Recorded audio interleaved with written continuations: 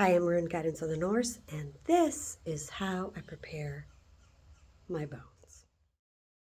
Okay, what you're going to need are rubber gloves. You are going to need a scrub brush. You're going to need a toothbrush. You're going to need preferably beauty supply store grade hair dye peroxide. That's just the cheapy kind there, no big deal. And of course, a bottle of Dawn, because Dawn will cut the grease from bones, especially boar bones. They're very greasy and continue to secrete. Okay, I've separated the bones into two piles. Those over there are ones that I don't want to submerge. These are ones I want to submerge. But first, ceremony. I cannot stress to you the importance enough of giving thanks, gratitude, and showing respect for these animal spirits. You can do this a number of ways. I'm just giving you an example of what I do. Actually, I do things at the site where I procure the bones as well as when I get them home, but it's super important. Okay, now it's time to clean. Everybody gets cleaned and washed, even if they are not being submerged. But most of them are going to be submerged unless I feel that the bone will fail. But that still would get a scrubbing. This is not for the faint of heart. This is hard work. This is over a period of several days that a lot this large would take for me to procure and get ready. You're scrubbing away everything that you possibly can. And, it's muscle work. And I like to be thinking positive thoughts about these animals and having positive energy about them. You can see there's pine needles, all kinds of sand and soot coming off of them. Some of these bones will be going into the other bucket as well, and some of them will just be laid out in the sun to dry. But everybody is getting a good scrubbing and a good cleaning. For me, I don't care how they look. They don't have to look perfect to me. They just need to be clean and sanitary. Okay, there I am dumping the peroxide in. And of course, I just ended up unscrewing the lid and dumping the whole thing in because I wasn't about to stand there all day. And then selecting the bones that are going to soak overnight in the peroxide. So this is the end of what I do, a part one of prepping these bones. Again, different bones will be treated in different ways, and I'm not a stickler about aesthetics like my daughter is or anyone else. Now, I also want to make mention that the bones that are used in this video that I have found are bones that are legal to be able to possess and handle in my state. If you are someone who wants to work with bones, you really have to look into your own state laws.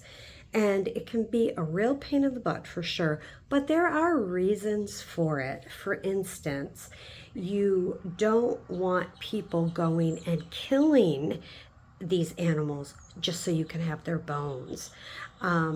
It's a horrible thing. It's just as disrespectful as the handling of human bones and the sale of human bones on the market.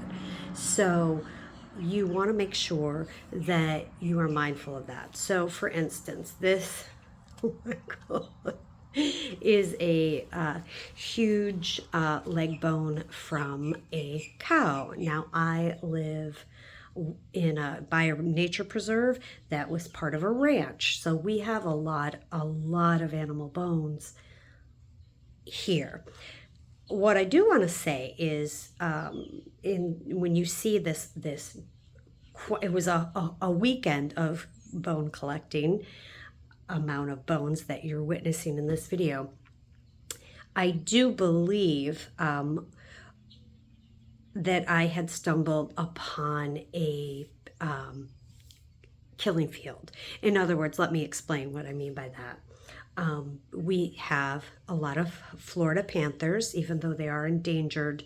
We do see them here, and oftentimes they will drag prey to the same place after they catch it and eat it or bury it, dig it up and eat it. And so the second day that I went bone hunting, it was just, we were led by these animals. And I truly, that's a whole nother video. I'll explain what I mean by that in another video. But there were various bones of various animals. So there was deer and cow and boar, and they were with big chew marks. And I'll show you some examples of what I mean by that. This was a place where an animal had brought these animals to consume them and then leave them there. So so that's just a rare find to be able to stumble across something like that. So I was truly, truly blessed.